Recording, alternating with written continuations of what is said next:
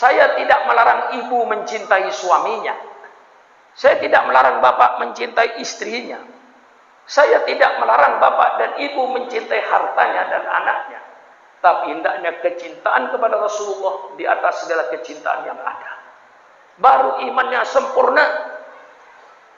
Selalu baca sholawat pada Rasulullah sepanjang masa. Bu, matanya melotot dipanggil nggak nyaut. Maaf Bu ya, di tempat saya Bu kalau matanya melotot dipanggil nggak nyaut, itu namanya ikan asin. Apa? Ikan pedak Bu. Nah, baru nyaut. Cintakah ibu kepada suaminya? Yang tidak menjawab saya doakan mudah-mudahan suaminya kawin lagi. Awas, tadi batal, nggak jadi yang tadi. Ya, saya ulang sekali, kalau ini tidak menjawab saya doakan, yang tidak menjawab mudah-mudahan suaminya kawin lagi. Bu, cinta nggak sama suaminya? Mudah-mudahan nggak kawin lagi. Jujur kan saya ini.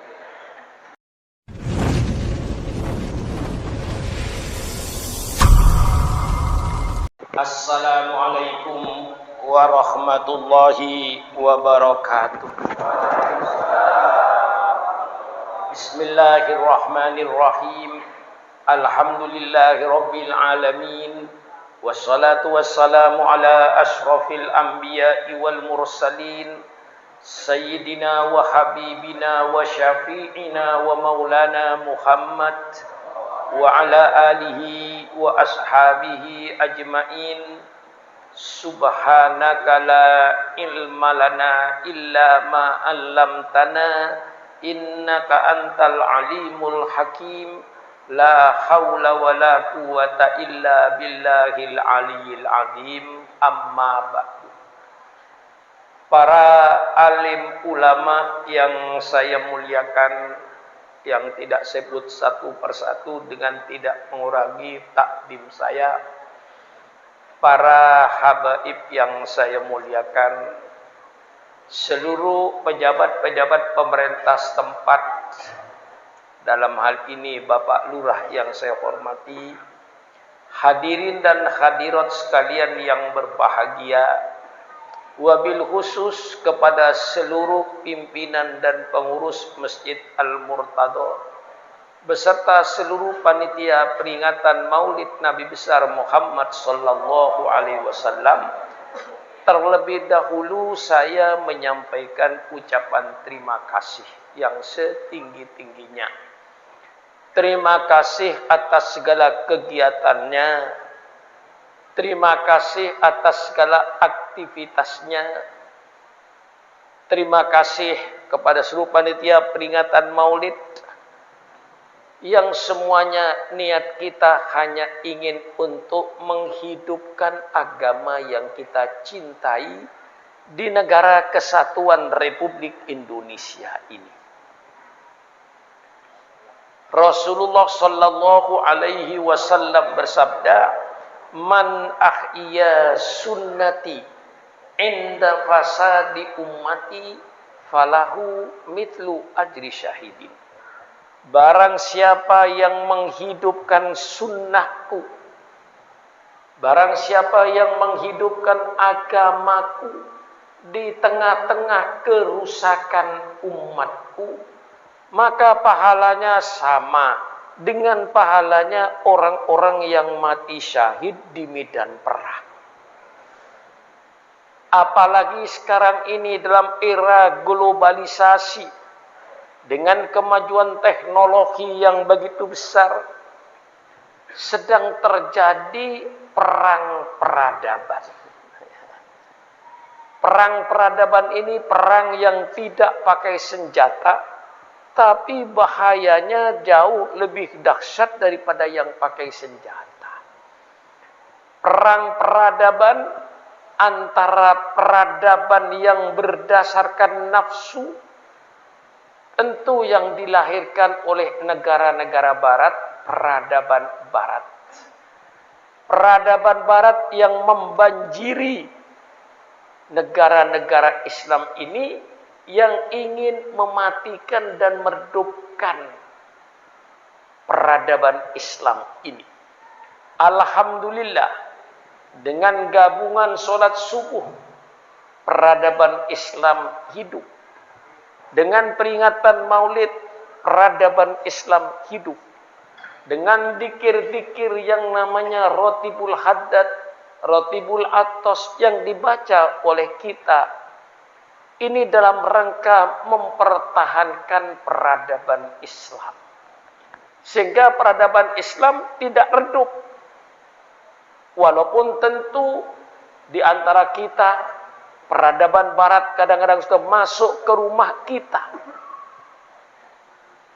Katakanlah kalau seorang muslim mempunyai anak perempuan, sudah dewasa umur 8 tahun ke atas, lalu pakai celana pendek atau pakai rok pendek atau membuka aurat hanya pakai kaos kutang, itu berarti peradaban kita sudah kalah, sudah masuk peradaban kafir, peradaban barat ke rumah kita.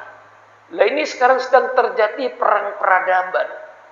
Turis-turis yang masuk ke Indonesia, film-film yang masuk ke Indonesia, majalah-majalah yang masuk ke Indonesia, peradaban-peradaban barat yang membanjiri negara-negara Islam ini, seperti misalnya jogetnya, dansanya, dan lain-lainnya, pergaulan bebasnya, penjudiannya, mabuk-mabukannya, minum-minuman kerasnya.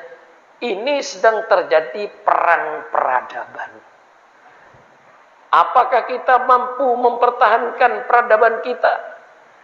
Ya tentu tergantung kepada kita semua.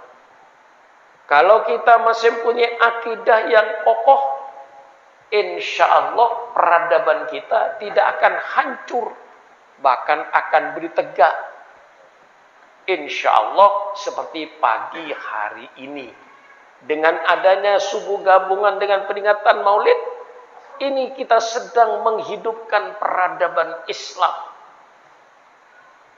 Nah, maka saya tidak lupa pula pada seluruh panitia, saya ucapkan terima kasih pula atas segala pengorbanannya. Selalu saya menekankan pengorbanan, dan pengorbanan. Mengapa? Karena tidak ada satu keinginan, tidak ada satu kemauan, tidak ada satu cita-cita yang akan berhasil tanpa adanya pengorbanan. Ini pengorbanan. Negara Kesatuan Republik Indonesia ini berdiri bukan hadiah dari Belanda. Negara Kesatuan Republik Indonesia terwujud merdeka bukan hadiah dari Jepang. Terwujudnya Negara Kesatuan Republik Indonesia ini di atas aliran darah bangsa Indonesia. Sejak Perang Diponegoro tahun 1825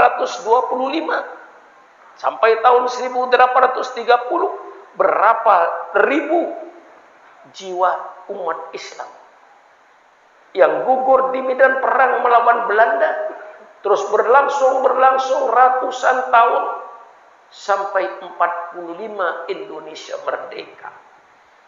Negara Kesatuan Republik Indonesia ini negara mahal karena berdiri di atas aliran darah dan cucuran air mata seluruh rakyat Indonesia. Berapa wanita yang jadi janda, berapa anak yang jadi yatim karena bapaknya gugur di medan perang melawan Belanda dan melawan Jepang. Ini pengorbanan. Umat Islam ikut berkorban besar.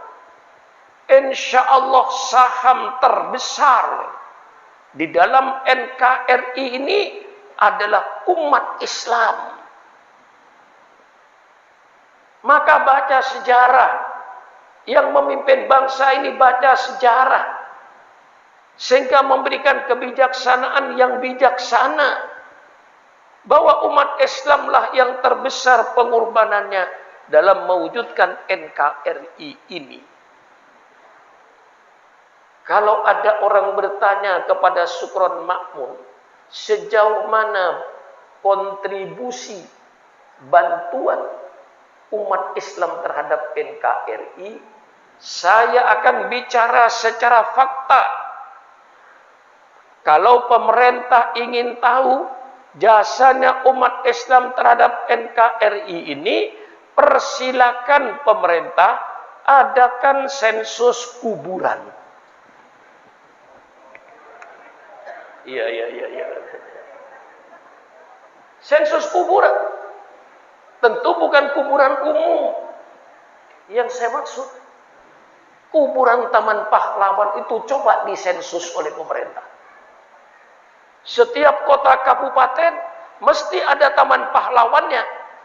Di Bogor, di Sukabumi, di Tangerang, di Cianjur, sampai Jawa Timur, Kalimantan, Sumatera. Di situ ada Taman Pahlawan setiap kota kabupaten.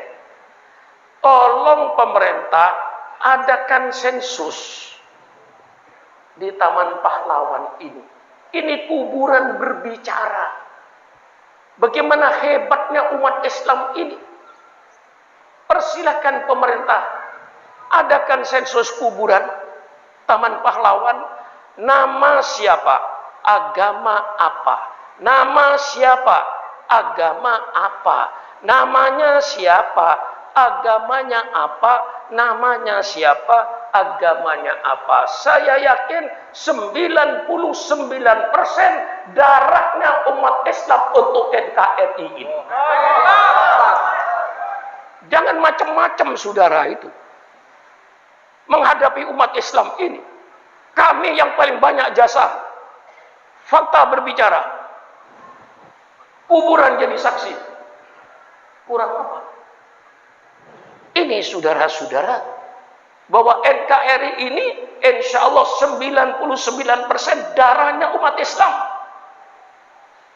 Apalagi kalau kita baca sejarah kemerdekaan Republik Indonesia ini. Ulama yang menegakkan NKRI ini, baca sejarah. Ketika Bung Karno membuat panitia 60 untuk mencari format negara Republik Indonesia gagal.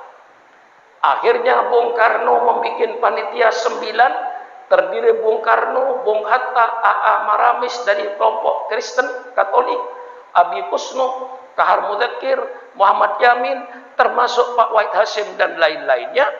Mereka menggodok negara ini.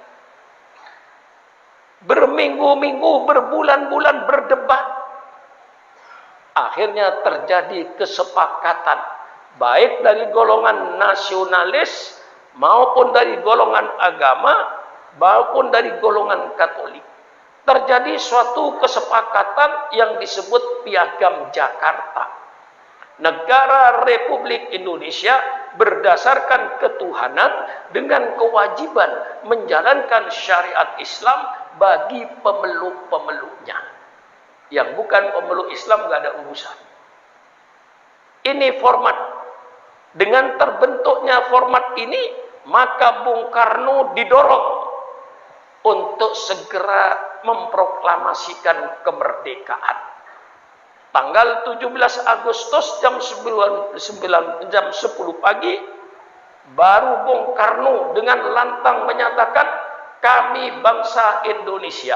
Dengan ini menyatakan kemerdekaan Indonesia. Hal-hal yang mengenai pemindahan kekuasaan dan lain-lain akan dilaksanakan dengan cara saksama dan dalam tempo yang sesingkat-singkatnya atas nama bangsa Indonesia Soekarno-Hatta.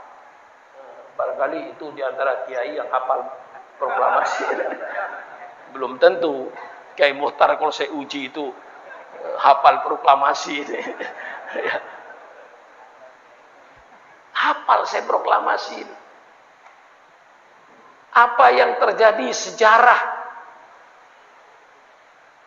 Jam 10 proklamasi, jam 3 sore ada utusan dari tentara Jepang yang mengatasnamakan Indonesia Timur. Kalau 7 kata ini tidak dicabut, Indonesia Timur tidak ikut. Subhanallah.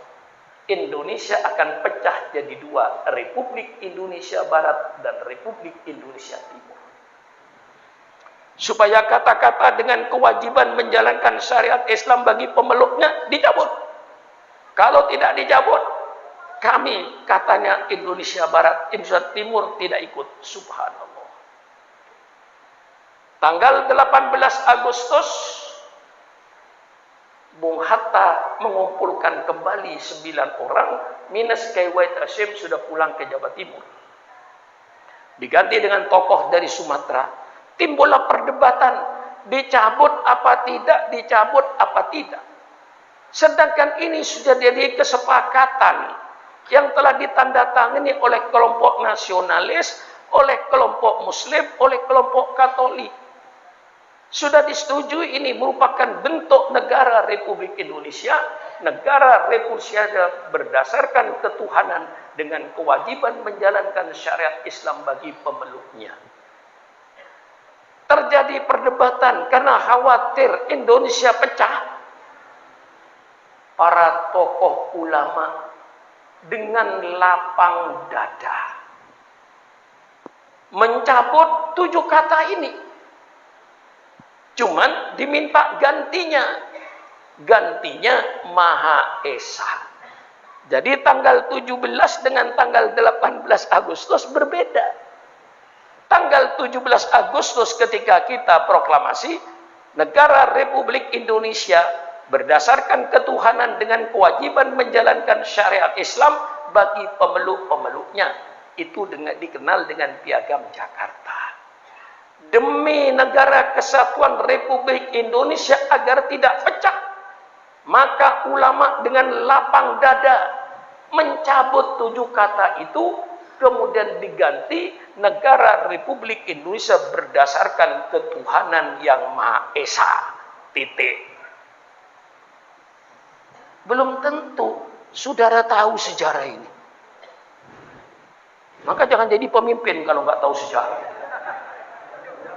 Pemimpin yang ngawur. Pemimpin harus tahu sejarah. Ini sejarah saya bongkar. Kenapa seolah-olah kita yang dicurigai tidak cinta NKRI? Kita yang membangun NKRI. Kalau seandainya ulama waktu itu tidak mau mencabut 7 kata, NKRI tidak ada di Indonesia ini. Adanya NKRI karena toleransi para tokoh Islam waktu itu mencabut 7 kata ini. Masa kita yang dicurigai tidak toleransi? Inilah pemimpin-pemimpin yang tidak ngerti sejarah. Kalau mengerti sejarah, umat Islamlah yang paling mencintai NKRI. Dan umat Islamlah yang menegakkan NKRI ini. Kalau seandainya para ulama Baitul ngotot, tidak mau mencabut 7 kata, NKRI tidak ada. Ini pengorbanan. Nah, lalu tanya, apa pengorbanan saudara? Saya yakin, termasuk Syukuran Makmun, Ketua RT, Ketua RW, termasuk Pak Lurah, termasuk Pak Camat, termasuk Pak Bupati, termasuk Pak Wali Kota, termasuk Pak Gubernur, termasuk Pak Presiden, termasuk Pak Menteri, termasuk anggota DPR, semuanya bukan orang yang berjasa dalam NKRI. Kita semuanya pemakan jasa. Bagaimana? Pemakan jasa kan? Pemakan jasa. Siapa yang berjasa? Mereka yang ada di kuburan Taman Pahlawan itu yang berjasa. Mereka berjuang, gugur, tidak menikmati jalan layang, tidak menikmati jalan tol, tidak menikmati listrik masuk desa. Kita yang tidak berjasa, yang enak-enakan. Ini saya ingatkan, Supaya kita ngerti sejarah pengorbanan. Ini pentingnya kita baca sejarah. Bahwa umat Islam yang paling besar jasanya dalam NKRI, persilakan adakan sensus kuburan. Kuburan berbicara, Taman Pahlawan berbicara. Siapa yang paling besar jasanya dalam NKRI? Taman Pahlawan berbicara. Mari kita nih sama-sama toleransi. Mari sama-sama kita hidupkan NKRI ini. Semuanya dengan pengorbanan. Agama Islam diturunkan oleh Allah ke permukaan bumi ini. Tidak langsung Islam itu jaya. Tidak langsung Islam itu besar. Tidak langsung Islam itu tersebar. Besarnya dan jayanya Islam karena diperjuangkan oleh para nabi, termasuk Nabi Muhammad sallallahu alaihi wasallam dengan segala pengorbanannya. Ini akan saya jelaskan pengorbanan ini. Nabi Muhammad datang tidak membawa agama baru. Nabi Muhammad datang menyempurnakan agama yang sudah dibangun oleh 25 Rasul. 24 Rasul sebelum Nabi Muhammad. Nabi yang ke-25. Nabi Muhammad ke-25 tidak membawa agama baru. Menyempurnakan agama yang sudah dibangun oleh 25 Rasul. Allah ciptakan Nabi Adam dengan keturunannya untuk menjadi pelaksana syariat Allah. Wa idh qala rabbuka lil malaikati inni ja'ilun fil ardi khalifah. Tatkala Allah berkata kepada para malaikat, saya akan ciptakan di bumi ini seorang khalifah, wakil saya, wakil Allah, yang maksudnya pelaksana syariat Allah. Siapa yang akan melaksanakan syariat Allah? Nabi Adam dengan keturunannya bukan pelaksana syariat Allah. Sehingga untuk melaksanakan syariat Allah ini, Allah turunkan 25 Rasul.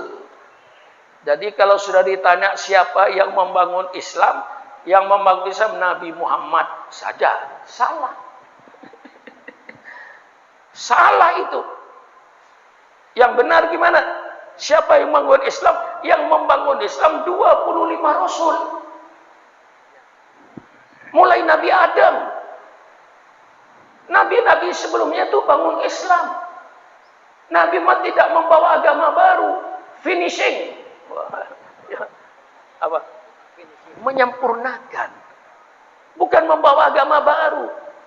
Nabi Adam datang mengajak umatnya supaya beriman kepada Allah, pencipta alam semesta, sujud kepada Allah, bukan sujud kepada Nabi Adam, dan Nabi Adam bersama-sama dengan umatnya sujud kepada Allah, Islam. Datang Nabi Nuh. Nabi Nuh sama seruannya, mengajak umatnya beriman kepada Allah, sujud kepada Allah, bukan sujud kepada Nabi Nuh. Dan Nabi Nuh bersama-sama dengan umatnya sujud kepada Allah, Islam. Datang Nabi Ibrahim alaihissalam. Nabi Ibrahim mengajak umatnya supaya beriman kepada Allah subhanahu wa ta'ala, pencipta alam semesta. Sujud kepada Allah, bukan sujud kepada Nabi Ibrahim. Dan Nabi Ibrahim bersama-sama dengan umatnya sujud kepada Allah, Islam. Datang Nabi Musa alaihi salam. Apa tugasnya Nabi Musa? Sama. Nabi Musa mengajak umatnya beriman kepada Allah, pencipta alam semesta. Sujud kepada Allah, bukan sujud kepada Nabi Musa. Dan Nabi Musa bersama-sama dengan umatnya sujud kepada Allah. Datang Nabi Isa, yang oleh saudara kita disebut Yesus Kristus. Menurut Al-Quran, Nabi Isa alaihissalam seruannya sama seperti Nabi Musa, seperti Nabi Ibrahim, seperti Nabi Nuh. Nabi Isa mengajak umat manusia agar beriman kepada Allah Subhanahu wa taala, pencipta alam semesta. Sujud kepada Allah, bukan sujud kepada Nabi Isa. Dan Nabi Isa di dalam Al-Quran bersama-sama dengan umatnya sujud kepada Allah Subhanahu wa taala. Islam. Datanglah junjungan kita Nabi besar Muhammad sallallahu alaihi wasallam menyelesaikan bangunan.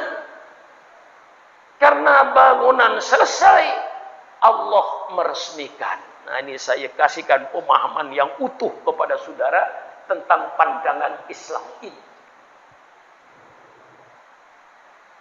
Nabi datang menyempurnakan. Sehingga sebenarnya agama Allah tidak ada perbedaannya. Agama Allah itu didasari tauhid. Beriman kepada Allah Subhanahu wa taala, pencipta alam semesta. Sujud hanya kepada penciptanya. Jangan sujud kepada makhluk. Selain Allah itu makhluk ciptaan Allah. Jangan sujud kepada ciptaan Allah. Sujudlah pada penciptanya, Allah Subhanahu wa taala. Ini akidah yang dibawa oleh 25 Rasul. Tidak ada bedanya. Hanya syariat Allah itu tidak diturunkan oleh zaman Nabi Adam sekaligus. Siapa yang akan melaksanakan? Syariat Allah turunkan sesuai dengan perkembangan dan kebutuhan manusianya. Zaman Nabi Adam tidak ada undang-undang nyolong. Mengapa zaman Nabi Adam tidak ada undang-undang nyolong? Karena zaman Nabi Adam tidak ada orang nyolong. Mengapa tidak ada orang nyolong? Tidak ada orang. Siapa yang mau nyolong?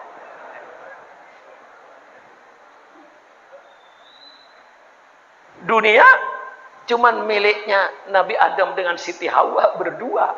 Siapa yang mau nyolong rambutan? Gak ada. Tanah belum dikapling-kapling. Boro-boro kapling. Negara kagak ada. Tidak ada negara Eropa, negara Belanda, negara Saudi, negara Malaysia. Tidak ada. Yang ada dunia. Milik siapa? Nabi Adam dengan Siti Hawa berdua. Zaman Nabi Adam, oleh Allah perkawinan dipermudah. Kakak kandung kawin dengan adik kandung. Karena tidak ada orang dikasih rukhsah oleh Allah.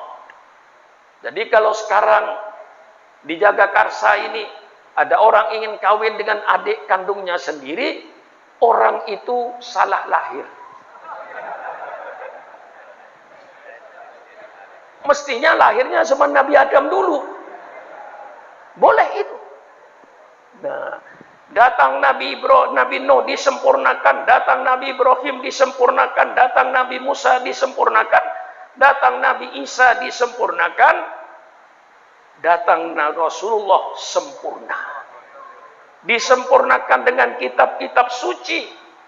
Datang Nabi Musa disempurnakan dengan kitab Taurat. Datang Nabi Daud disempurnakan dengan kitab Zabur. Datang Nabi Isa disempurnakan dengan kitab Injil. Kita yakin bahwa Allah menurunkan beberapa kitab suci dan kita wajib percaya. Tapi yang kita percaya kitab suci yang asli menurut Al-Quran. Kita percaya pada kitab Zabur. Kitab Zabur yang mana yang kita percaya? Kitab Zabur yang firman Allah, yang Allah berikan kepada Nabi Daud untuk disampaikan kepada umatnya. Dan dalam kitab Zabur tidak ada perkataan Nabi Daud dan tidak ada perkataan pendeta-pendeta pada zamannya. Kita percaya kepada kitab Taurat yang sekarang menjadi ratusan Bible. Bahwa Allah menurunkan kitab Taurat yang asli, yang firman Allah berikan kepada Nabi Musa untuk disampaikan kepada kaumnya, dan tidak ada di dalam kitab itu perkataan Nabi Musa dan tidak ada perkataan pendeta-pendeta. Murni hanya perkataan Allah. Itu kitab suci Taurat yang asli. Kita percaya bahwa Allah menurunkan kitab Injil, kitab suci yang namanya Injil kepada Nabi Isa. Injil yang mana yang kita percaya? Bukan Injil yang ada sekarang. Yang kita percaya kepada kitab Injil yang firman Allah, yang Allah berikan kepada Nabi Isa untuk disampaikan kepada umatnya. Dan di dalam kitab Injil tidak ada perkataan Nabi Isa dan tidak ada perkataan pendeta-pendeta pada zaman itu. Murni hanya firman Allah. Itu kitab suci. Yang sekarang kita lihat ada 5 Injil. Ya, kalau mereka percaya itu asli, persilahkanlah, keyakinan mereka. Tapi yang jelas sekarang ada 5 Injil. 4 Injil diakui oleh gereja, 1 Injil tidak diakui. Injil Matius yang ditulis oleh orang yang bernama Matius. Injil Lukas yang ditulis oleh orang yang bernama Lukas. Injil Markus yang ditulis oleh orang yang bernama Markus. Injil Yahya yang ditulis oleh orang yang bernama Yahya. Ada 4 Injil yang diakui, redaksinya tidak sama. Nah, ada 1 Injil namanya Injil Barnabas yang ditulis oleh orang yang bernama Barnabas. Ini tidak boleh dibaca oleh orang gereja karena isinya mirip Al-Quran. Alhamdulillah sudah saya baca. Jadi kita percaya pada kitab suci yang firman Allah, bukan yang campuran. Ya, kalau mereka percaya pada kitab suci mereka, persilakan, kami tidak menghalang-halangi. Karena keyakinan mereka percaya bahwa Injil ada 4, 1 tidak ada 5, 1 ditolak, 4 diterima, persilakan.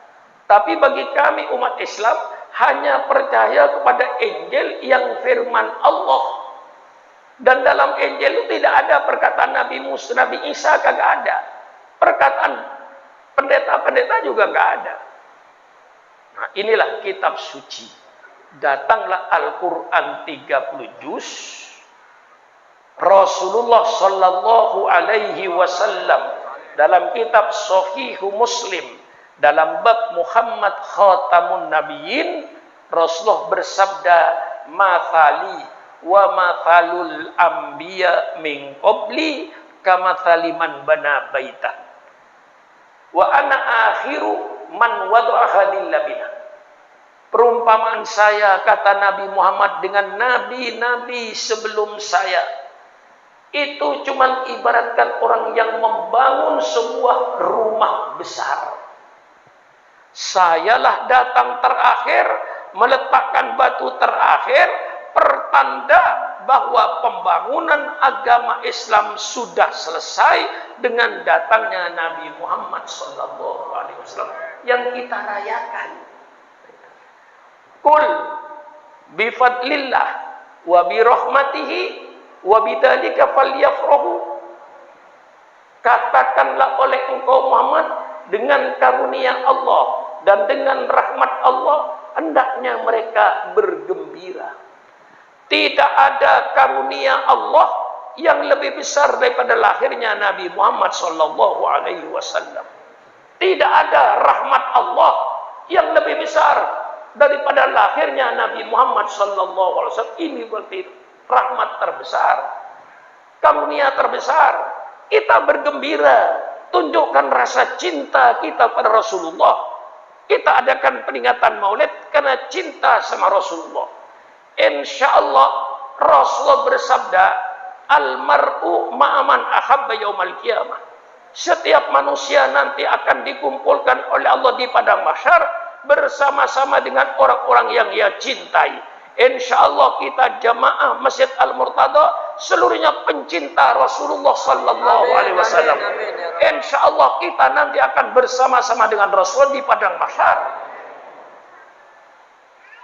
Kita kena cinta pada Rasulullah, kita adakan peringatannya.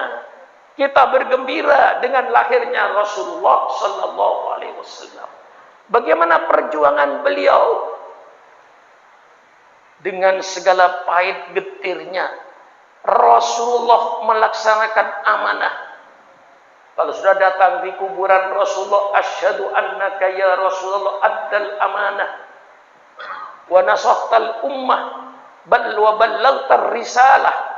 Kita di depan Nabi menyatakan di depan kuburannya, ya Rasulullah, engkaulah yang telah memenuhi amanah yang Allah berikan kepada kau. Engkaulah orang yang telah menyampaikan ajaran-ajaran Islam kepada umat. Engkau telah menasehati umat. Kami menjadi saksi ketika ziarah kubur kepada Rasulullah sallallahu alaihi wasallam.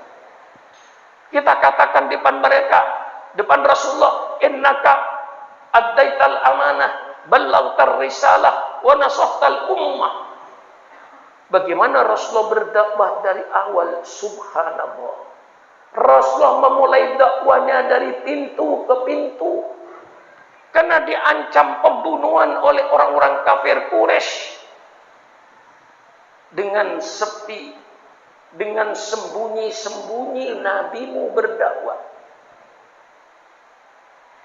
Akhirnya Allah perintahkan fasda bima tu'mar wa a'rid anil jahilin. Hai Muhammad, sekarang kau tidak perlu lagi sembunyi-sembunyi. Sampaikan dakwah ini secara terang-terangan. Mulai Rasulullah terbuka mengajak bangsa Arab kaum Quraisy untuk beriman kepada Allah. Disitulah Rasulullah diancam dengan pembunuhan, diancam dengan penyiksaan. Sayyidina Bilal diikat tangannya, ditarik di atas padang pasir, perutnya dikasih batu agar mereka kembali kepada agama yang kafir. Tapi Sayyidina Bilal kokoh, ahad, ahad, ahad, Allah yang Maha Esa. Dalam keadaan disiksa semacam itu, lah ini saya bacakan pengorbanan, belum yang dibunuh. Tetapi kenyataannya kekejaman, penyiksaan, pembunuhan tidak mampu untuk memadamkan api Islam ini. Api Islam semakin menyala untuk menerangi kegelapan kota Mekah. Akhirnya orang kafir Quraisy merubah politiknya, mengadakan embargo ekonomi. Di dinding Ka'bah yang 4 dinding ditulis, seluruh bangsa Arab tidak boleh mengadakan hubungan dagang dengan umat Islam, khususnya di bidang pangan. Inilah penderitaan nabimu. Jadi kalau bangsa Irak, bangsa Libya pernah diembargo ekonominya oleh Amerika Serikat, saya katakan, hai bangsa Irak, hai bangsa Libya, bukan engkau yang pertama kali merasakan pahitnya embargo ekonomi. 1400 tahun yang lalu, nabimu Muhammad sallallahu alaihi wasallam yang menderita dengan embargo ekonomi ini. Ini saya bentangkan kepada saudara supaya tahu bagaimana pahitnya Rasulullah berjuang, bagaimana penderitaannya. Akhirnya orang kafir Quraisy merubah lagi politiknya. Karena embargo ekonomi tidak mampu untuk memadamkan Islam. Islam semakin menyala. Akhirnya orang kafir merubah politiknya lagi dengan politik damai.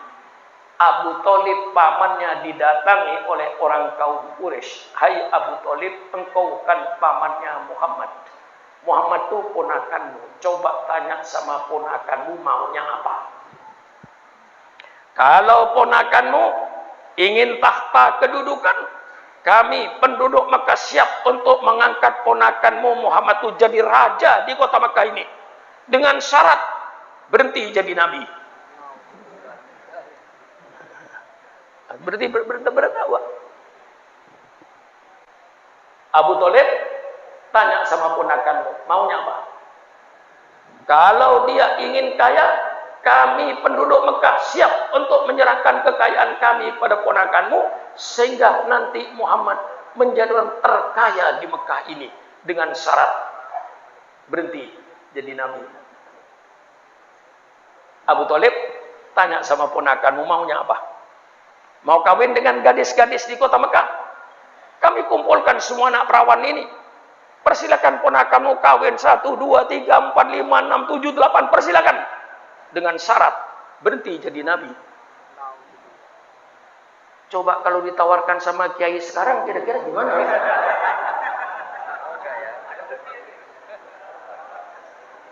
Lihat di sini letaknya uswatun hasanah.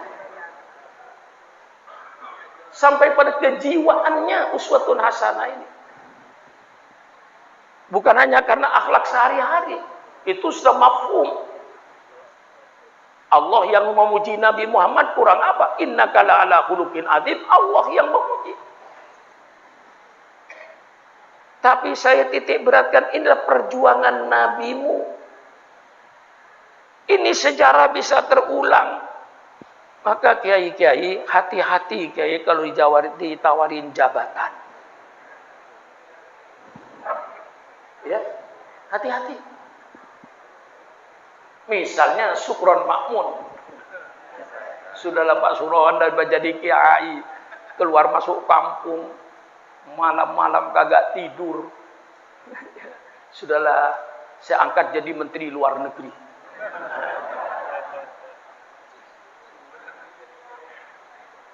Begitu saya terima jabatan menteri luar negeri, pada waktu itu saya menjadi mantan kiai. Mendingan mantan bajingan. Lebih baik mantan bajingan. Ya, mantan bajingan kan bagus toh. Itu yang nabu beduk tiap pagi subuh, itu dulu preman, itu mantan preman itu. Bagus. Itu yang nongkrong di minuman keras itu dulu ustaz. Insya Allah tidak ada, cuma umpama aja. Umpama aja.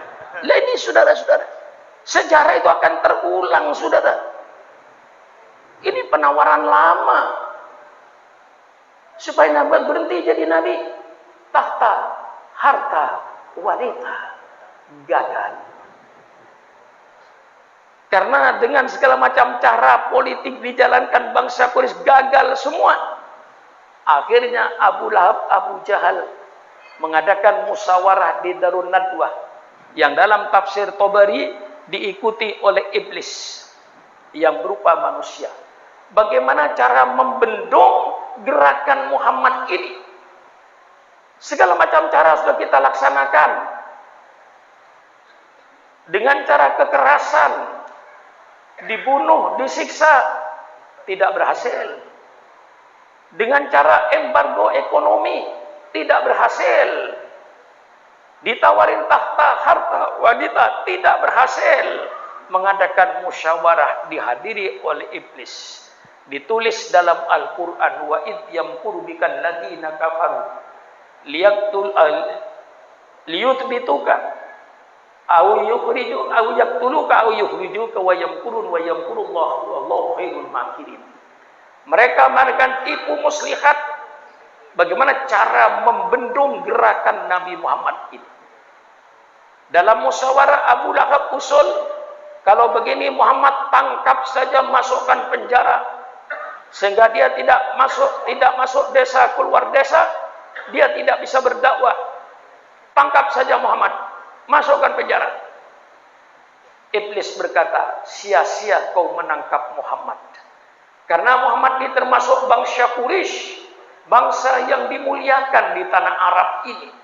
Tidak mungkin bangsanya akan rela anggotanya di penjara. Pasti nanti akan dibela dan dikeluarkan dari penjara sia-sia. Karena di penjara sia-sia, Abu Lahab usul, usir saja Muhammad dari kota Mekah ini, supaya tidak berada di kota Mekah ini. Usir ke luar negeri. Iblis berkata, ini usul sangat berbahaya. Kalau Muhammad diusir ke luar negeri, nanti di luar negeri dia berdakwah banyak pengikutnya, mesti negara kami nanti akan diserbu dari luar negeri. Bahaya usulmu itu. Nah, ini baca sejarah ini. Ya. Sejarah ini baca. Kayak begini penderitaan Nabi Muhammad. Akhirnya Abu Jahal bikin keputusan, Kalau ditangkap tidak ada gunanya, diusir ke luar negeri berbahaya. Sekarang saya putuskan bunuh saja Muhammad. Kata iblis, ini yang benar. Ini penderitaan nabimu yang kadang-kadang kurang dibaca. Dibaca yang enak-enak aja. Saya baca ini penderitaan nabimu. Bunuh saja Muhammad ini. Iblis berkata, ini pendapat yang benar. Apa yang terjadi? Rumahnya Rasulullah dikepung malam itu dengan seluruh suku yang ada di kota Mekah. Dengan pedang terhunus. Perintahnya Abu Jahal, Muhammad keluar, potong lehernya. Jangan dikasih kesempatan Muhammad berbicara. Coba bagaimana saudara keadaan Nabi Muhammad dalam rumah yang gelap, dikepung dengan pedang terhunus, mau dibunuh. Itulah perasaan nabimu ketika itu. Dengan pertolongan Allah, Jibril turun.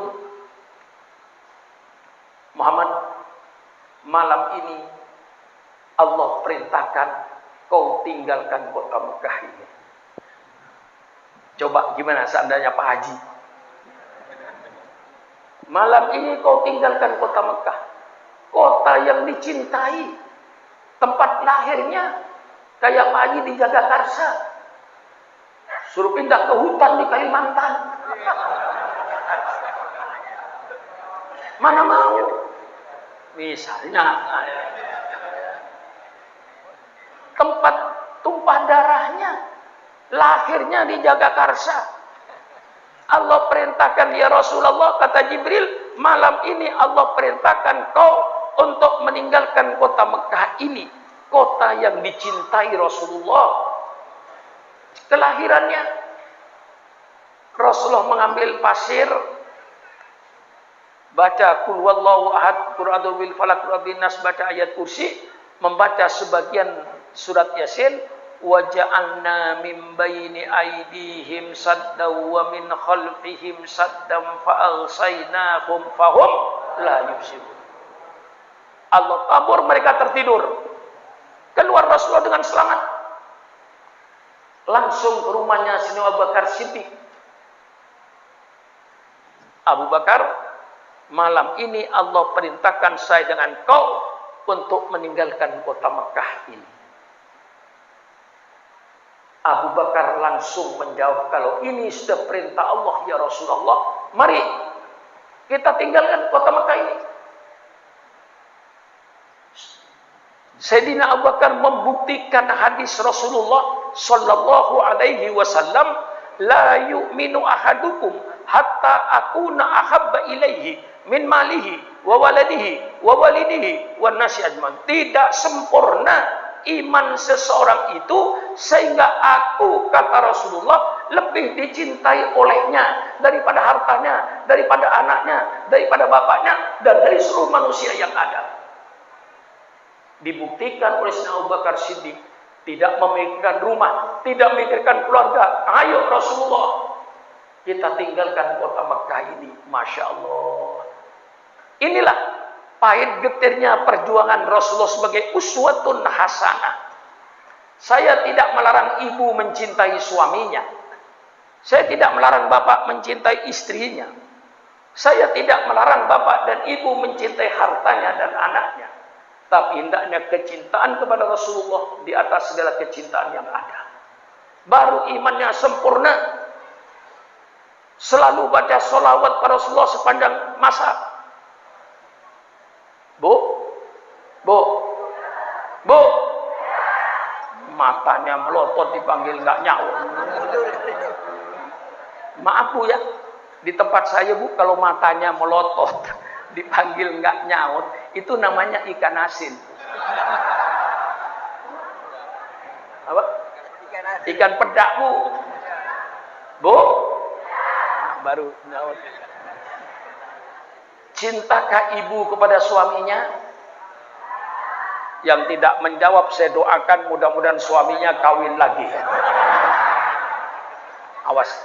Tadi batal, nggak jadi yang tadi. Ya. Saya ulang sekali, kalau ini tidak menjawab, saya doakan yang tidak menjawab, mudah-mudahan suaminya kawin lagi.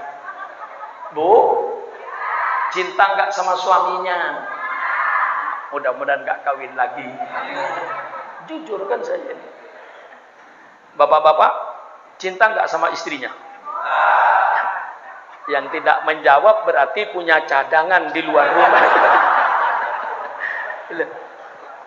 Kan ngerti saya ini. Pak, cinta nggak sama istrinya? Saya tidak melarang. Itu wajar. Tapi Abu Bakar Siddiq radhiyallahu an membuktikan kecintaan pada Rasulullah di atas segala kecintaan yang ada. Dia tidak mikirkan rumahnya, tidak mikirkan keluarganya. Subhanallah. Berangkatlah bersama Rasul tengah malam gelap. Itulah sejarah hijrahnya Rasulullah. Sampai pindah. Tengah malam berdua menuju Jabal Thur. Disitulah beliau istirahat di Gua Thur. Paginya Abu Jahal datang. Hai pemuda-pemuda, mana kepalanya Muhammad? Mereka jawab, Muhammad belum keluar. Tidak mungkin, subuh Muhammad mesti keluar. Dibuka, tidak ada Nabi Muhammad. Lalu bangsa Quraisy mengadakan sayembara. Barang siapa yang menemukan Muhammad mati atau hidup, 300 unta. Satu unta itu nilainya 3 kerbau. 300 unta berarti 900 kerbau. Mereka berlomba mencari. Kelihatan tapak kaki di pasir itu 4. Ini pasti Muhammad dengan Jibril, dengan siapa? Dengan Abu Bakar. Telusuri. Wa makaru, wa makarallah. Wallahu khairul makirin. Mereka bikin tipuan, Allah yang menjawab tipuan mereka. Dan Allah sebaik-baik menjawab tipuan. Allah perintahkan labah-labah bikin sarang. Allah perintahkan merpati bertelur. Karena sarang labah-labah masih utuh, rapi. Dari jauh mereka berteriak semuanya, tidak ada orang, tidak ada orang, tidak ada orang. Padahal di situ ada Nabi Muhammad dengan Abu Bakar Siddiq radhiyallahu anhu. Setelah 3 hari berangkatlah ke Madinah lewat jalan tikus, istilah orang Betawi.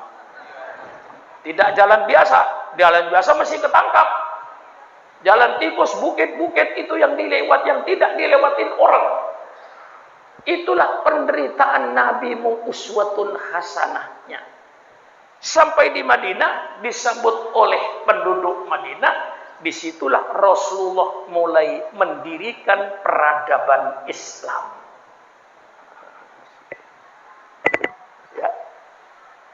Di Mekah tidak sempat mendirikan peradaban Islam. Di Madinah lah Rasulullah mulai mendirikan peradaban Islam. Bagaimana peradaban Islam dalam berumah tangga? Bagaimana peradaban Islam dalam ber-RT, ber-RW, bermasyarakat? Islam punya peradaban. Bagaimana peradaban Islam dalam ekonomi? Islam punya peradaban yang sangat indah. Rasulullah membentuk peradaban dalam politik, dalam mengatur negara. Bagaimana peradaban Islam dalam politik, bagaimana peradaban Islam dalam ekonomi, bagaimana peradaban Islam dalam bermasyarakat, bagaimana peradaban Islam dalam berumah tangga. Mulai dibangun peradaban Islam. Dalam rumah tangga, kalau cewek cinta sama cowok, itu wajar. Kalau ada anak muda bilang, saya Pak Kiai ketemu dengan cewek cantik Pak Kiai, saya nggak apa-apa Kiai, biasa aja. Malah saya kesenggol perempuan cantik Kiai, nggak apa-apa. Sama dengan kesenggol tiang listrik. Nah, ini anak muda gini perlu diperiksa ini. Anak muda nggak beres ini. Tapi kalau anak muda, saya kalau melihat cewek cakep Pak Kiai, hati saya berdebar-debar. Normal kok, bagus. Betul kan? Allah yang menciptakan. Laki-laki senang dengan perempuan, perempuan senang dengan laki-laki. Dibangunlah satu peradaban. Meminang. Setelah udah minang sama orang tua cewek, dia setuju akad nikah yang begitu indah. Dikawinkan, mengawinkan, akad nikah, ijab kabul, lalu dengan mahar, tanda pertanggungan jawab lahiriahnya. Akad nikah bukan satu peradaban yang indah. Dengan peradaban inilah maka Allah perintahkan untuk bergaul sebebas-bebasnya. Islam tidak melarang laki-laki bergaul bebas dengan perempuan. Malah Islam menyuruh agar laki-laki bergaul sebebas-bebasnya dengan perempuan, tapi di bawah keridhaan Allah melalui akad nikah yang sah. Indah Islam itu. Ini peradaban yang dibangun oleh Rasulullah. Peradaban Islam. Iya, tidak ada. Oh, Islam melarang laki-laki bergaul bebas dengan perempuan. Kalau Islam melarang laki-laki tidak boleh bergaul bebas dengan perempuan, tidak ada Pak Haji. Tidak ada Pak Lurah. Pak Lurah itu hasil pergaulan bebas. Ya, sadar. Hasil pergaulan bebas. Kalau ayah, ibu tidak bergaul bebas di kamar, nggak ada bagian. Syukuran makmun termasuk hasil pergaulan bebas. Ayah saya dengan ibu saya bergaul bebas di bawah keridhaan Allah dengan akad nikah yang sah. Yang dilarang ayam. Jangan jadi kayak ayam.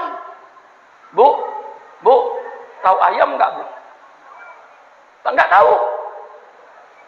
Ayam bertelur, Bu.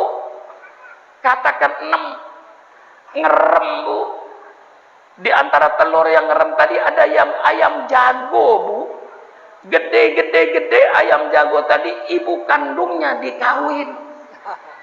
Kurang ajar nggak? Kurang ajar nggak? Siapa?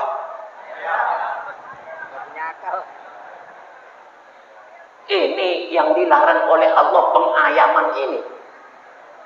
Pengkambingan ini yang dilarang. Ayam bertelur, netes jadi ayam betina.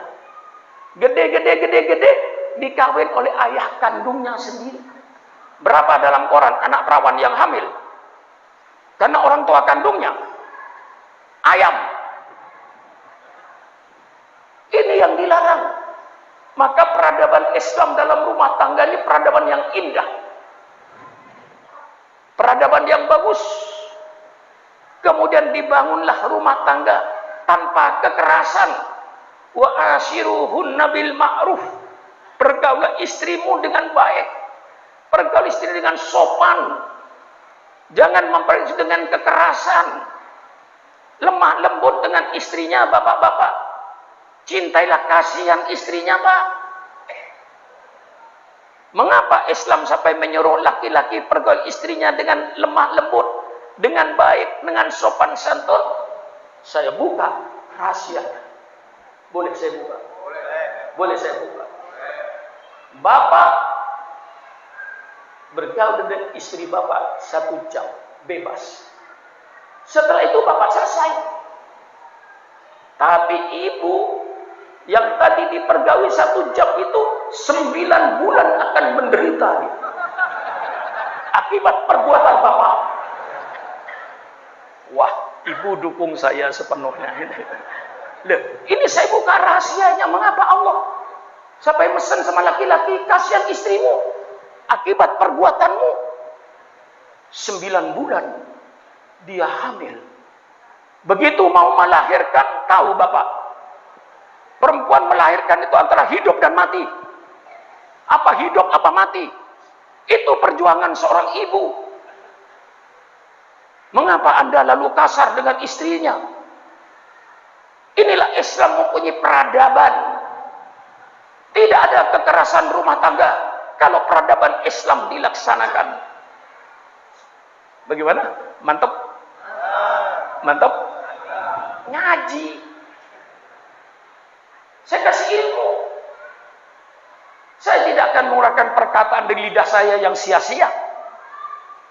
Semua yang saya keluarkan mesti isi ilmu. Coba mulai tadi dari awal saya bicara. Lah inilah peradaban Islam. Dibangun lagi rumah tangga, mulai WC. Subhanallah, punya peradaban. Mari kita hidupkan peradaban Islam. Mulai dari WC kita Islamkan. Mau masuk WC dengan kaki kiri, dengan berdoa sebelumnya, Allahumma inni a'udzubika minal khubuthi wal khaba'is. Peradaban Islam, semua najis tuntaskan. Dan Islam paling indah cara membersihkan najis. Bagaimana tidak? Sucikan najis. Kalau najis itu berwarna, sampai hilang warnanya.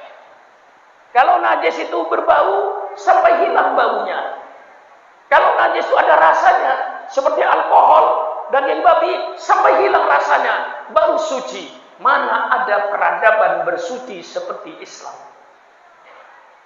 Saya bangga beragama Islam, karena saya punya peradaban.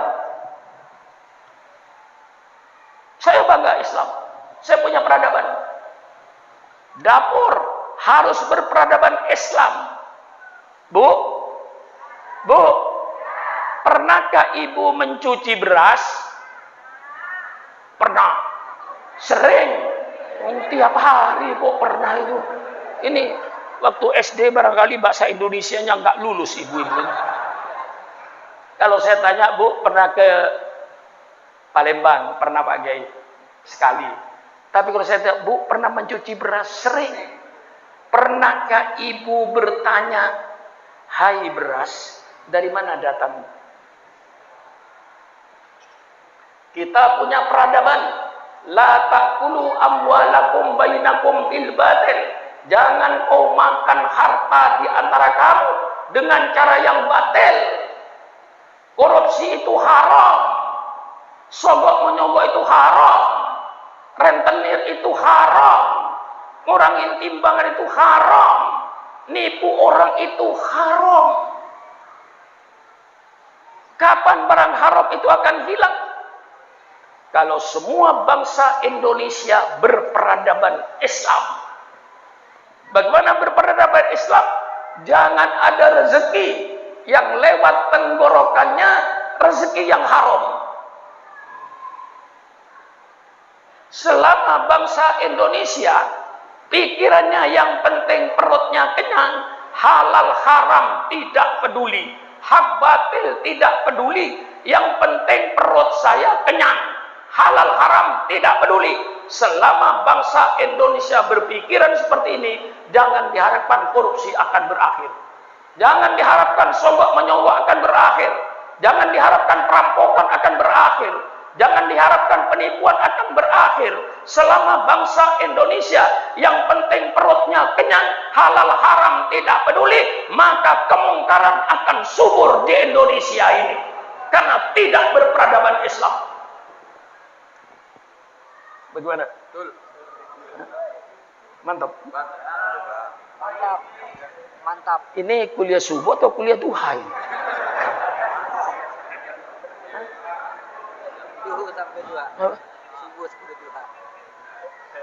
Sekarang sudah saya kejebak saya ini. Ibu-ibu tenang semua itu. Enggak ada satupun yang berdiri mulai tadi. Duduk anteng semua. Dengan keantengan saudara itu saya kejebak. Ikut anteng jadinya. Ikutin saudara saya ini. Coba saudara berdiri keluar, berdiri keluar. Ibu berdiri keluar, berdiri keluar. Insya Allah saya berhenti, Bu. Daripada saya ditinggal sendirian di masjid. Ini peradaban. Ya, kalau saya diperinci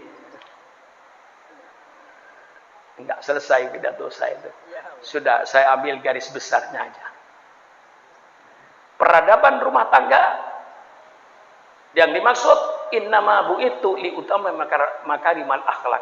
Suaminya berakhlak, istrinya berakhlak, anaknya berakhlak. Inilah peradaban rumah tangga. Banyak kalau saya peradaban makan, Pak. Bu, kalau ibu nanti makan dengan suaminya, Bu, ingat saya ya. Bukan ingat ngirim, enggak usah.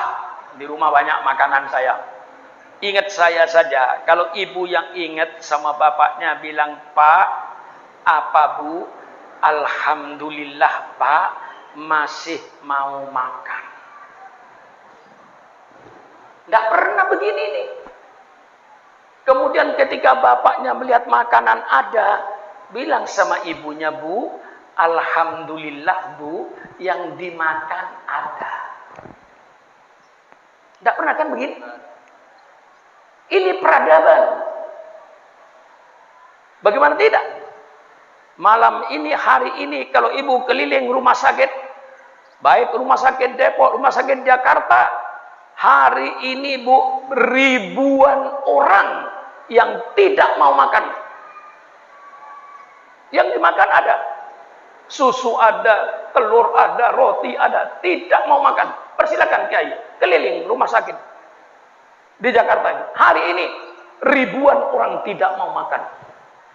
Persilakan sudah keliling ke tempat-tempat bencana alam, orang pengungsi.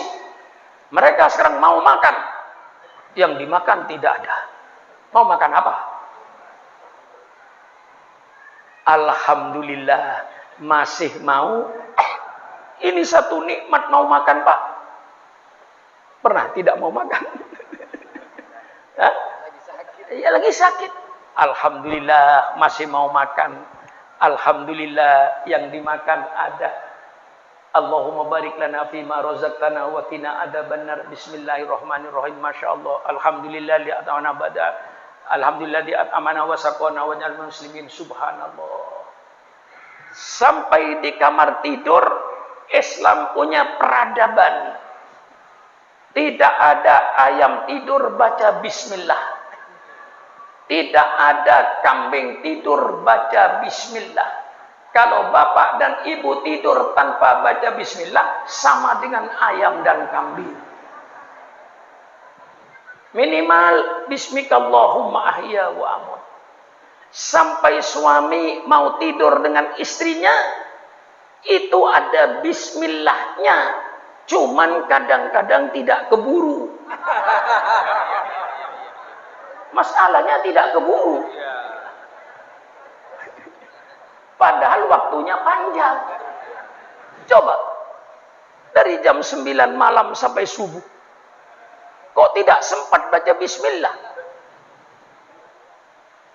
Rasulullah mengajarkan. Bu, kalau nanti malam suaminya naik, Bu, ya ingat saya lagi, Bu. Ingat saya tegur. Suaminya naik, tanya, Bang, apa Bu? Sudah baca bismillah belum? Belum, Bu. Turun. Nangkring kayak ayam. Tidak punya peradaban. Rasulullah mengajar, Bu. Bismillahi, Allahumma jannibis syaiton anni wa jannibni anhu warzuqni dzurriatan thayyibah.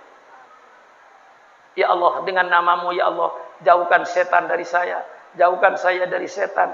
Berikanlah ya Allah, saya anak yang soleh dan solihah. Baru naik. Hah? Insya Allah anaknya soleh dan solihah. Nangkring kayak kambing. Bagaimana ngajinya? Peradaban. Saya persingkat. Peradaban RT RW bermasyarakat. Mengapa Islam bicara soal RT, soal RW, soal bermasyarakat? Supaya anggota masyarakat ini orang yang berakhlak, orang yang bermoral. Jangan sampai anggota masyarakatnya preman-preman, bajingan-bajingan, penipu-penipu, hancur masyarakat ini. Innama bu'itu liutammima makarimal akhlak. Islam bicara soal ekonomi. Supaya pelaku-pelaku ekonomi orang yang berakhlak. Yang jualan di pasar-pasar orang berakhlak. Orang yang jualan di toko-toko berakhlak. Di perusahaan-perusahaan orang yang bermoral. Jangan sampai pelaku ekonominya bajingan-bajingan dan preman-preman yang menghancurkan tatanan masyarakat. Islam bicara soal politik. Terakhir, yang kiai-kiai pada takut. Islam bicara soal politik, kiai didatangin oleh penipu-penipu. Kiai, politik itu kotor. Kiai, politik itu jahat. Kiai bersih, kiai suci. Gak usah campurin politik, kiai. Tahlilan aja di pesantrennya. Saya yang mau politik. Kiai dilarang politik karena dia yang mau berpolitik, dia yang mau berkuasa. Kiai ditipu. Klarifikasi dengan saya bahwa politik itu ilmu yang mulia. Karena ilmu politik itu ilmu yang mempelajari bagaimana cara mengatur suatu negara. Itu namanya ilmu politik. Maka pemerintah mengadakan fakultas sosial politik. Kalau politik jahat, tutup pemerintah. Fakultas politik itu. Mengapa diadakan perguruan tinggi politik? Karena ilmu politik ilmu yang penting. Ilmu politik adalah ilmu yang mempelajari bagaimana cara mengatur suatu negara. Dalam Islam banyak kitabnya. Al-Ahkam As-Sultaniyah Imam Mawardi Madhab Syafi'i tentang hukum tata negara. Al-Ahkam Sultan Imam Abu Ya'la Madhab Ambali. Fiqh Siyasa Imam Ibn Taymiyah. Fiqh Daulah, fikih bernegara yang disusun oleh Yusuf Qardawi yang meninggal beberapa bulan yang lalu. Semuanya itu buku-buku politik banyak. Zaman Belanda, satu pun buku politik tidak boleh masuk ke Indonesia. Belanda yang melarang. Dan Belanda yang melarang kiai bicara politik. Mengapa? Karena Belanda ingin menjajah Indonesia. Maka kiai tidak boleh bicara politik. Kalau sekarang ada orang melarang kiai bicara politik, itu berarti sisa-sisanya Belanda. Londo ireng. Londo ireng itu. Kalau kiai cinta NKRI, kalau kiai cinta Republik Indonesia, persilakan kiai bicara politik, politik Al-Quran dan politik Sunnah Rasulullah. Bukan politik seperti yang ada sekarang. Politik yang penuh dengan hoax. Politik yang penuh dengan pencitraan. Hai pemimpin-pemimpin bangsa, engkau tidak perlu merekayasa pencitraan. Pencitraan akan datang dengan sendirinya, tergantung pada amal perbuatanmu. Pemimpin yang merekayasa pencitraan itu pembohong-pembohong rakyat. Mengapa kau bikin pencitraan? Supaya dianggap kau orang baik. Padahal kau orang tidak baik. Nah ini Islam mempunyai kejujuran dalam berpolitik. Kullukum ra'in wa kullukum mas'ulun an ra'yatihi. 100% politik. Semua kalian adalah pemimpin. Setiap pemimpin akan dimintai pertanggungjawab atas kepemimpinannya. Hai pemimpin-pemimpin bangsa yang sedang bergelimang dengan duit rakyat. Engkau hidup mewah dengan mobilmu, itu adalah duit rakyat. Maka kau harus mementingkan kepentingan rakyatmu. Kullukum ra'in wa kullukum mas'ulun an ra'yati. Ini 100% hadis politik. Di dalam ayat Al-Quran, innallaha ya'murukum an tu'addul amanati ilahiyah wa idza hakamtum bainan nas an tahkumu bil adli. Sesungguhnya Allah menyuruh kalian untuk menyerahkan amanah kepercayaan ini, berikan kepada ahlinya.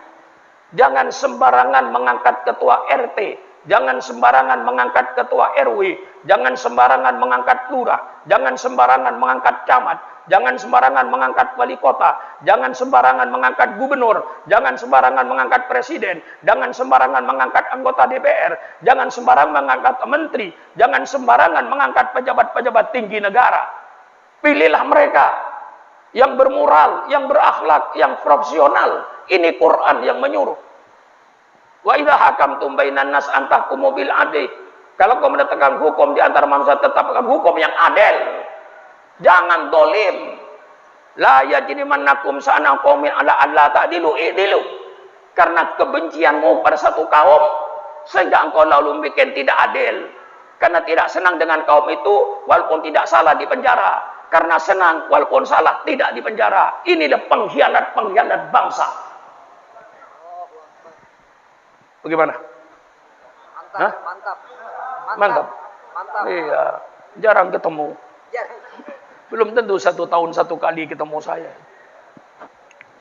Iya kan? Nah, ini saya mantapkan. Yang menyuruh, yang menegakkan hukum di depan hukum manusia itu sama Rasulullah SAW. Bukan profesor-profesor dari Barat, bukan profesor-profesor dari Amerika. Dalam kitab Riyadhus Shalihin, disitulah Rasulullah meletakkan setiap sama dengan hukum. Ketika seorang golongan dari Al-Makhzumiyah mencuri, Al-Makhzumiyah golongan bangsawan, bangsa Quraisy bingung, ini anaknya orang gede, masa mau dipotong tangannya? Diutuslah Usama bin Zaid pada Rasulullah. Usama berkata, ya Rasulullah, ini yang nyolong anaknya orang gede, orang yang berjasa. Apakah ada hukum ya Rasulullah selain potong tangan? Mendengar Usama berkata begitu, langsung Rasulullah berdiri, ya Usama, qad halaka man kana qablakum, sudah hancur negara-negara sebelum kamu, sudah hancur bangsa-bangsa sebelum kamu. Mengapa bangsa itu hancur? Idza saraka fihim as-sarifu tarakuhu. Kalau yang nyolong orang gede, semuanya tutup mulut, bahkan dibela. Wa idza saraka fihim ad-dhaifu aqamul had. Kalau yang nyolong rakyat kecil, maling ayam, semua teriak, tegakkan hukum untuk maling ayam, tidak untuk koruptor. Inilah hancurnya suatu negara. Kemudian Rasulullah bersabda, "Lau anna Fatimah binta Muhammadin saraqat laqatatu yada." Kalau seandainya Fatimah anak kandung saya nyolong, pasti saya potong tangannya. Baca kitab Riyadhus Shalihin yang kiai-kiai baca di masjid-masjid itu, asal nggak kelewat aja. Dibacanya nggak kelewat. Nah ini saudara-saudara. Jadi mengapa Islam bicara politik? Supaya pelaku politik orang yang berakhlak.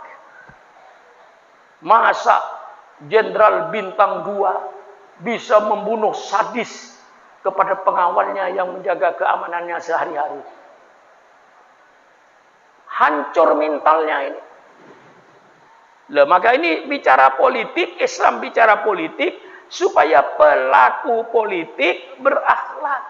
Siapa pelaku politik? Mulai dari wali kota, bupati, gubernur, presiden, menteri, anggota DPR, pejabat tinggi negara, itu semuanya pelaku politik. Mereka lah yang biasanya di antara mereka yang tidak baik, yang berkhianat. Tapi tidak semua pelaku politik itu pengkhianat, tidak. Cuman di Indonesia cukup banyak. Berapa ratus anggota DPR yang masuk penjara? Berapa puluh gubernur yang masuk penjara? Berapa ratus anggota DPR yang masuk penjara? Berapa puluh bupati yang masuk penjara? Itu semuanya pelaku-pelaku politik. Maka Islam bicara politik supaya pelaku-pelaku politik orang-orang yang berakhlak, bermoral. Inilah Islam datang dengan kitab suci Al-Quran 30 juz. Dengan datangnya Nabi Muhammad, pembangunan selesai, Allah resmikan. Al-yawma akmaltu lakum dinakum wa atmamtu alaikum nikmati wa raditu lakumul Islam madina. Hari ini telah saya sempurnakan agamamu untukmu. Al-Quran 30 juz untuk mengatur kehidupan manusia di dunia dan untuk mengatur kehidupan manusia di akhirat sudah turun semua. Wa atmamtu alaikum nikmati, dan telah saya sempurnakan nikmatku dengan datangnya Nabi Muhammad sallallahu alaihi wasallam. Seandainya Nabi Muhammad belum datang, nikmat Allah belum sempurna. Yang akan menjelaskan Quran sudah diutus. Allah bikin pernyataan, maaf, Kepada orang di luar Islam saya minta maaf. Ini bukan pernyataan Sukron Makmun. Ini pernyataan Allah. Allah yang bikin pernyataan wa raditu lakumul Islam Madinah. Kata Allah, bukan kata Sukron Makmun. Kata Allah, saya ridha, saya rela Islam sebagai agamamu. Agama yang diridhoi oleh Allah hanya agama Inna dina indallahil Islam. Sesungguhnya agama yang diridhoi oleh Allah hanya agama. Kurang lebihnya saya minta maaf.